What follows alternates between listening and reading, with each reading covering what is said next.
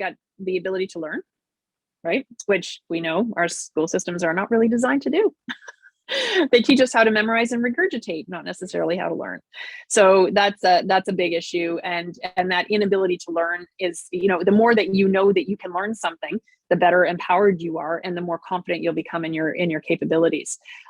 Outstanding customer service, like not just customer service, but outstanding customer service, which really is shifting from an idea of having to serve, right, to being in service.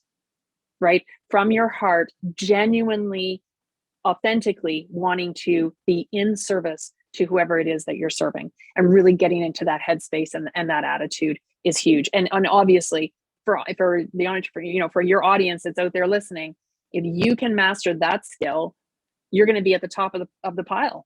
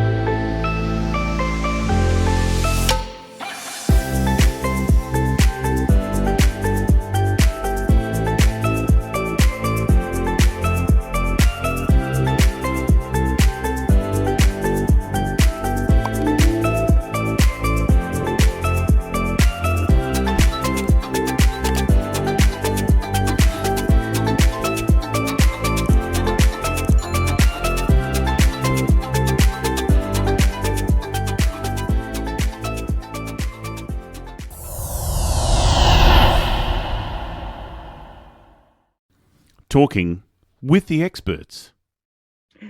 Hello and welcome to Talking with the Experts. My name's Rose Davidson from rosedavidson.com. And Talking with the Experts is about all things business by business owners for business owners, and you can find it on all good podcasting streaming platforms and on YouTube. And today my guest is Trish Bishop, and we're going to be talking about the top 10 rock star skills that you can use in your business and in your life as well. And so, we all know these people who are totally awesome and, everything they do just sort of like works out, turns to gold, those ones. And other people around them want to know how they're doing it. And, they don't know how. So Trish is here to tell us how we can be like a rock star. Welcome, Trish. Oh, welcome. Thank you so much. I'm so excited to be here for you. This is awesome. Great. So your bio says you launched one of the first internet service providers in Canada. How did that come about? Oh my gosh, that's a crazy story. That is literally a crazy story.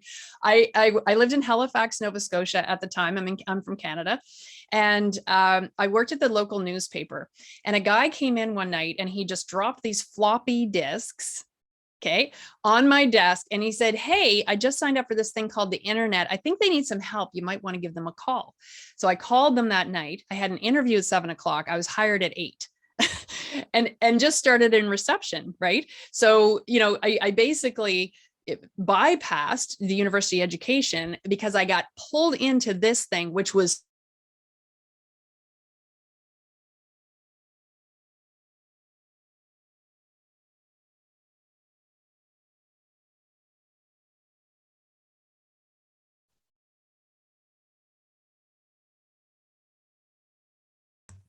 I dropped for a second. I don't know what happened. I just got dumped out. Anyway, we're back. Yay. So it was huge. Yeah. Yes. So it moved. Yeah. So this internet thing moves so fast. And you know what? The really crazy thing about this, Rose, is that we would do this session called Introduction to the Internet every Wednesday night. And we would try to convince people email would be a good idea someday. And they thought we were insane. Yeah, I remember I was working for the Australian Customs Service when the internet first came out back in the 80s. And we thought, oh my God, this is going to make our life so much easier because we could just talk to, everyone around Australia rather than these horrible teletype machines that used to make such a racket. Yeah. Yeah, I love it. So yeah, so that's how that's and it was a crazy. We grew 300% a month for months over, like it was insane. And we took it public. So I ended up being, national project manager, and I mean, it was amazing. It was amazing. It was an absolute gift. It was one of the best experiences of my life. My first exposure to a high performance team, and that's where these rockstar skills really started to come from, because I was like, when I moved into the next organization, I was like, how come we don't laugh here? And how come we're not having fun? And how come we're like not knocking it out of the park and having fun doing it? Like, what's going on? And so it was a big wake up call that not every culture operates that way. And to really see that there are some people that do show up in this rock star way.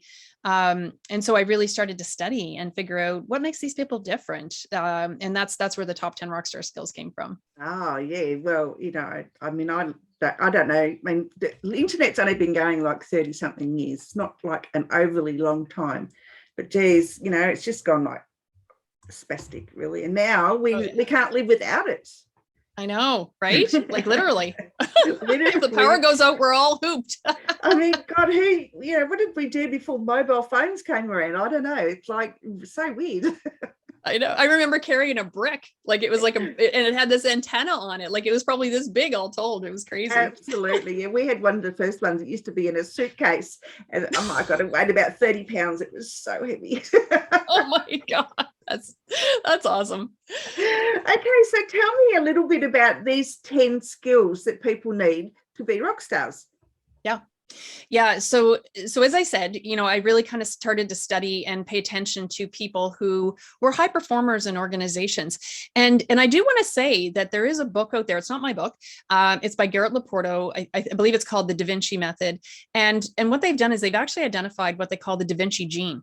And it's very similar skills. It's not exactly the same, but very similar. And so what this means is there are people who are born this way. They're literally just born this way. However, the really cool thing that I found when I studied these people, and I'm one of them, right? I just didn't realize it at the time, is that all of these skills can be learned. So they're not just relegated to the few. Anybody can choose to do the work to develop these skills. We'll kind of go through them a little bit. I don't want to do just a quick and dirty laundry list. But for example, the most powerful and foundational skill, for example, is respectful communication. So it's not just about having communication skills. It's about doing it in a respectful way. And what we're talking about here is really about energy as well, because what happens is if in my head, I'm thinking, wow, that guy's an idiot. And what I'm saying is, hey, how's it going? Great job. Right? I'm full of crap. I'm full of crap when I do that. I'm the same. Yep. Right? Exactly. And so if I'm not aligned in what I'm thinking and what I'm feeling and what I'm saying, people are inherently not going to trust me, because my energy is coming across as being untrustworthy, because there's something that's off. They can't figure out what it is. They don't know what it is. They just know that they don't trust me. And so the only way to truly be in a place of respectful communication is to be aligned in what I think and what I feel and what I say. And operating from that space is really shifting you into a space of not only alignment within yourself, like it requires a lot of personal development work, right? For example, if I come into a conversation and I believe I'm right in whatever this conversation is, that conversation is not respectful by the very definition that I came in believing I'm right, because I'm not even offering you an opportunity to be right. Yeah, but I'm always right. Come on. Right? And this is the thing, right? So there's a big spectrum of maturity on these skills too. So, some people will be really good at some of the skills already, and other people will have growth to do in some of the other skills. So the respectful communication is not just about being able to use the right words and to come across as being respectful. It's about literally being energetically aligned in and owning and standing in a place of respect when we're communicating with other people. Yeah, I agree. So that's just one example. Yeah, I agree. I mean, sometimes you just got to zip the lip and don't say what you're thinking, because honestly, you could land yourself in a heap of hot water. Or when you can operate from a place of respectful communication, and this is the work, right? Like you don't just say, oh, I want to have that skill. You have to do the work. But if you came from a place of respectful communication, you could actually step into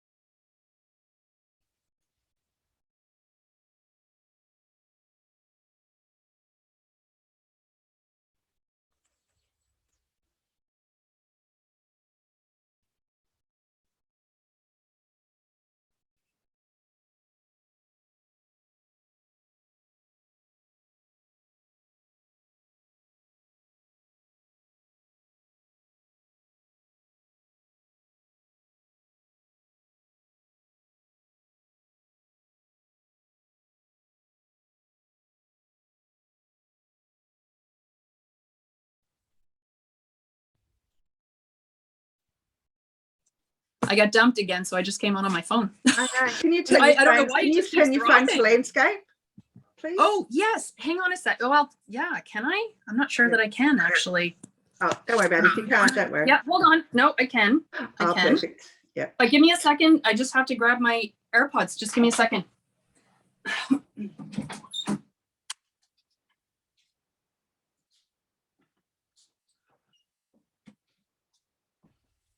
There we go.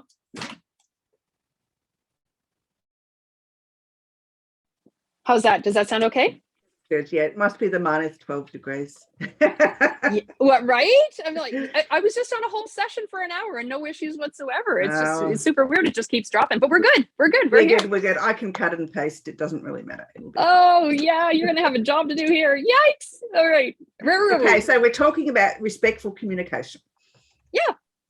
And how we have to be aligned to what we're thinking, what we're saying. Yes, I understand that. It's a skill that's learned. So I think we got up to that part about how we can learn to use that skill. Yeah, so if we look at some of the other rockstar skills, so one of them, for example, is honesty and integrity, right? So, you know, this isn't talking about ethics, right? If you're in one of those, if you're in a discipline that requires ethics, it is what it is, and then nothing changes there. But one of the things that a lot of people don't understand is that integrity is, everybody has a different definition of integrity, right? So your definition and my definition are not going to be the same. So it's very, very likely that you and I may come into crunchy conversations or situations because I don't understand your definition of integrity and you may not understand mine. So this really becomes part of the issue. But again, this is where you can use that respectful communication capability and really step into that conversation to set clear expectations around what your boundaries are so that people don't cross them, right? Yep. So that's another one of the rockstar skills. Yes, I'm often called a rock star because of the skills that I have, but I don't really classify myself as being a rock star. So because these things that I do, they just seem to come naturally, even though that I've had to learn to do them. Some of them just come so naturally that I just do them. So I don't know if I was born a rock star or I wasn't. You probably were. I have no doubt that you were. There are people who definitely are, right? And the other thing that's really important is it's not about being extroverted or big energy or anything like that. That's not a requirement to leverage these skills. So if you're more of an introvert, you can absolutely use those same kind of skills and move into that. So how do we nurture people that have these rock star qualities? That's a great question. And I know this because having been a rock star myself, one of the things that I look back on and I feel so blessed by is the fact that I had leaders who basically did what I'm going to tell you, which is if you have a rock star, give them their head, right? They're like a prize stallion. So just let them go where they're going to go. Let them put their finger in every pie, knock them down a few pegs when they start getting a little bit out of control, right? Yank on the reins a little bit and then give them their head. Let them go and do what they need to do, because if you, as a general proposition, my experience with rock stars, and this is my own experience plus people that I know, they're not going to stay in the organization for very long, right? They have a high degree of, they need to have exciting things going on all the time. So if an organization can't keep them interested, they're going to move along. And that's okay, because if an organization truly understands what they have, the 2 years of a rock star is the equivalent of 5 or 6 years of a non-rock star, right? So get what you can get from them, give them their head, let them go forth and do whatever they want to do. And then when they're ready to leave, let them go with grace. Yeah. Does that make sense? Absolutely. Yes. Yeah. We often don't want to lose those in an organization, though, because, they sort of are the people that hold everything together and come up with the great ideas and, do the work. And, they do the work of 3 people. And recently, a friend of mine was doing working for an organization, and they've hired 2 people to do what she was doing. So, yeah. Right. Yeah. And I think they're thinking about bringing on a 3rd person, just because she was just working and working and working. It was just, her work was just so good that, it's like what they say about women, 1 woman to 2 men or something. If you want the work done, hire a woman. Well, and you know what, that, to that point that you just brought up, that's a couple of the other rock star skills. So for example, one of the ones, which is like this particular one, so lacking in the world today, it's shocking. Problem solving. Basic problem solving, right? So, if you're an entrepreneur and you're working with people, like let's say you're a solopreneur and you have VAs or you have people that you outsource work to, if you spend more time showing them how to do their work, you didn't buy yourself any working smarter, not harder there, right? You're working harder, not smarter. Absolutely, right? yeah. So you have to look for people that have those problem solving skills, who can be a self-starter, who can jump in, who aren't afraid to fail fast, and will just like keep knocking it out. Because you said these people that bring the creative ideas to the table, right? That problem solving skill is a big part of that capability, for sure.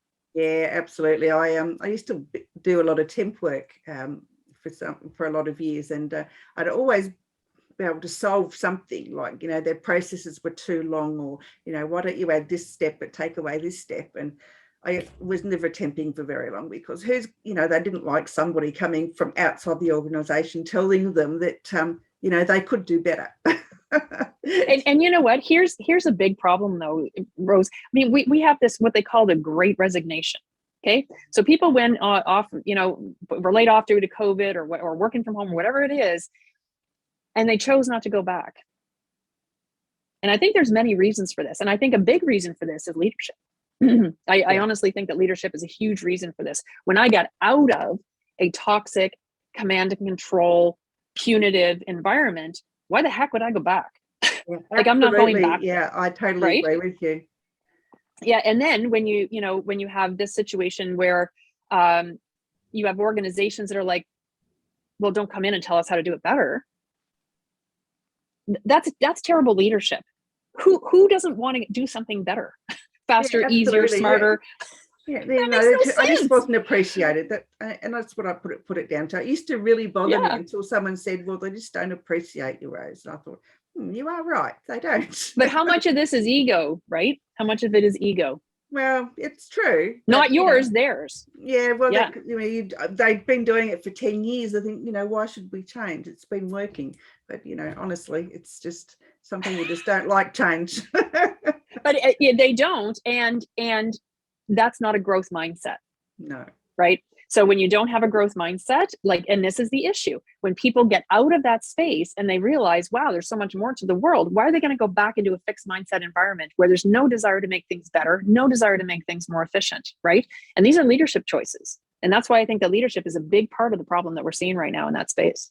Oh, I think so too. I think, people, and more jobs now have been discovered, like there are more entrepreneurs now because of COVID than ever before. And, the Great Resignation, they found out that they can take their skills, their knowledge and sell it to somebody and make money from it rather than making someone else rich. And totally. Yeah, totally. That's it. And that's why I started my business journey, was because I had all these great skills. Why not make money out of it? Absolutely. I love it. Absolutely. I love it. So, we've touched on 3 skills. We've still got 7 more to go. Do you want to race through them quickly? Sure. Yeah, we totally can. So we've got the ability to learn, right? Which we know our school systems are not really designed to do. They teach us how to memorize and regurgitate, not necessarily how to learn. So that's a big issue. And that inability to learn is, the more that you know that you can learn something, the better empowered you are and the more confident you'll become in your capabilities. Outstanding customer service. Like not just customer service, but outstanding customer service, which really is shifting from an idea of having to serve, right, to being in service, right? From your heart, genuinely, authentically wanting to be in service to whoever it is that you're serving, and really getting into that headspace and that attitude is huge. And obviously for the entrepreneur, for your audience that's out there listening, if you can master that skill, you're going to be at the top of the pile. Absolutely. Just go around all day long and you can see the terrible customer service that's pretty much everywhere.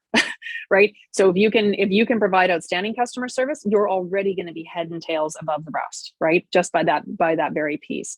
One of the other ones, interestingly enough, is basic financial management. So I don't know what it's like, in Australia where you are, but I know, in North America, we have people who are graduating out of university, right? So let's assume they didn't take a finance degree out of university, don't know how to do a budget for their own home. Like, I have to pay rent. I have to do this. I have to have a down payment. A deposit, blah, blah, blah, blah. No clue how to even manage their own personal budget, let alone the difference between revenue and profit and expenses. Like they just don't understand how all of this works. This is basic financial management. I'm not even saying you have to become a guru and be able to read, you should be able to, to read the income statement for your organization. But I'm not even talking about that. I'm literally talking about basic financial management. Yeah, there's a lot to be said for that. Yeah. I think a lot of the education system worldwide doesn't teach you life skills, because sometimes parents aren't equipped to teach these life skills, and so you need to learn them somewhere. So, why don't they teach you, instead of calculus and algebra, why don't they teach you, just basic accounting? I've never had to use the Pythagorean theorem. No, neither have I. Shocking. and it drives me nuts when people say, oh, well, it should be the parents' responsibility to teach you that. Okay, so where do the parents learn it? Right. That drives me crazy. It's like, if you never taught it, then people don't have the skills. And at one point, not only 2 generations ago, it was taboo to talk about money. Absolutely. Right? For a lot of families. Yeah. So yeah, it was just not something that was readily available. So one of the other ones is relentless determination, right? So, and this is not about, because I love this one interview that Will Smith gave one time with Tavis Smiley, where he said, I will die on the treadmill. If you and I get on the treadmill and we're going head to head, I will die on the treadmill, is what Will Smith said. It's not about that, right? It is about giving 150% and doing your best effort. It's also being able to sit back and realize, hey, you know what? I'm just hitting barrier after barrier after barrier. Maybe this isn't the right path. Maybe I need to take a step back and look at this from a different perspective, because that's usually an indicator from the universe to say, whoa, you might be going down the wrong path here, right? And to really kind of recalibrate and take that pause. But if you're one of these people that when somebody gives something to you, you give up at the first hurdle, that's not relentless determination. You're right. The rock stars are the people that for yourself and for that friend that you mentioned, when people give something to that person, they know it's going to get done. Yeah. Right. Or they're going to come back to them and say, wow, this isn't working. How about this? Right. Because they're leveraging that problem solving skill and they're creative and they're looking at something different. Right. So that's, and these all integrate. They all integrate and they all kind of work together. They do. One of my favorite ones personally is Jaguar mentality. Right. So I know. Right. And where this comes from is, if you think about that kid in school, I was one, just FYI, who was super annoying. Right. They bugged the teacher about everything.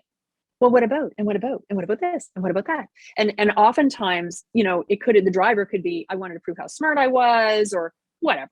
Right. But the net of it is that it's annoying. Okay.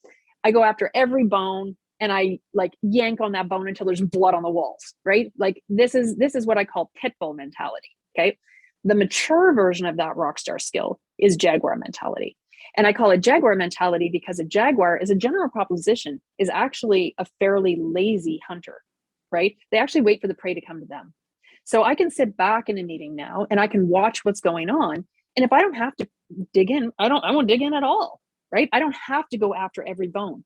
And when I do it, I can actually do it with a lot more grace, right? I don't have to be, and leaving blood all over the walls in those meetings. So that's jaguar mentality, right? And then trusted intuition, right? Trusting your intuition, knowing, that ability to read energetic information and understand and trust what it's telling you. So we're all intuitive. Like this is a known fact. You can go off and read the science. If you tag me, I can send you links to all kinds of interesting studies that are being done. Heartmath.org is a great resource for this. We're all intuitive. That's not the question. The question becomes, do you trust your intuition? Are you quiet enough sometimes and aware enough to actually hear what you're being told? And do you understand what it's telling you to be able to act on it? So trusted intuition is super powerful. I will say I've built 6 high performance teams. A lot of how I develop those teams is based on my intuitive capabilities. And 90% of my day is driven by my intuition. Yeah, right from which emails I'm doing to which project I'm working on to whatever. Yeah, I do. I'm saying if like get on a phone call and you're on there like first 5 minutes and you just got this feeling, and knowing that this isn't going to work, this isn't going to be, even though you may think the project is good, it could be just the person themselves. You just don't feel aligned. You just don't click, and so then you've got to try and find reasons not to work for them. Well, because and guess what? If you did, you would be hitting one barrier after another, and it would just end up being a nightmare. Right? Yeah, 100%. Yeah, absolutely. Yeah, I've had to sack clients because I just couldn't work with them. I took the job on, but after about 2 weeks, I think, no, I just can't do it. I can't. Yeah.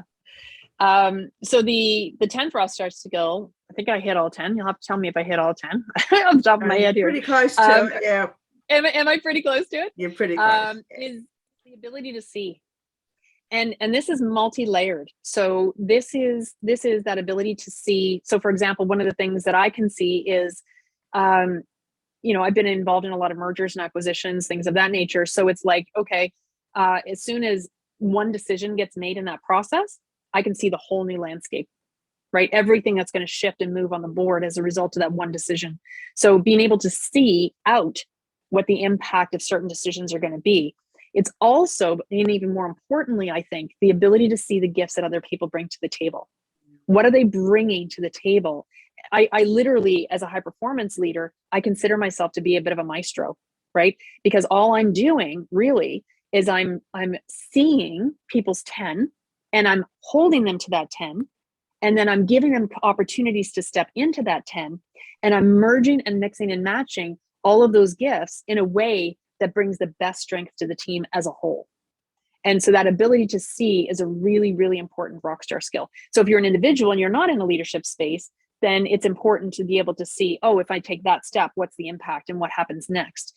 If you are a leader, it's really important to see all the gifts that other people bring. And in general, when people step into this rockstar space, they start to create that energy of being a leader anyway, whether it's formal or informal. And so you will find yourself in that leadership space and need to be able to really leverage other people's gifts effectively. Yeah, absolutely. I totally agree 100%. Trish, books, have you written any? I have, yes. My book's called The Question Journey. And it's a personal development. Think of it like a workbook. It's not a book you need to read. There's only about 8 pages of text. And then it's just a book of powerful questions that really help people to discover who they are, discover, those things about themselves that they're not wanting to admit. Because oftentimes, even entertaining the question means change. We talked about that earlier, that people don't want to change, right? And so these questions are an opportunity for them to explore that in a safe way and kind of a little bit become their own coach to some degree. Yeah, I think sounds interesting. Where can we find the book? At thequestionjourney.com. Yep, just on my website. Good. So any last words of wisdom that you want to give our viewers and listeners today? Well, you know what? I think it's awesome that you're doing this. Like these kinds of podcasts that are out there to support entrepreneurs are so, so important. I hope that somebody gains some kind of a helpful skill from what I'm sharing, but I just want to really give kudos to you for showing up. It's not easy to show up consistently for your audience. And, it's a lot of work to put these things together. So I just really want to honor you Oh, and thank you for the work that you're doing. Thanks so much. That's lovely. I've got goosebumps now. Oh, I love that. Awesome. All right. Well, it's been an absolute pleasure. I know that I'm nearly a rock star anyway. You're totally a rock star. All right, Trish, thank you so much and enjoy the rest of your day. Thanks, Rose. Have a good one.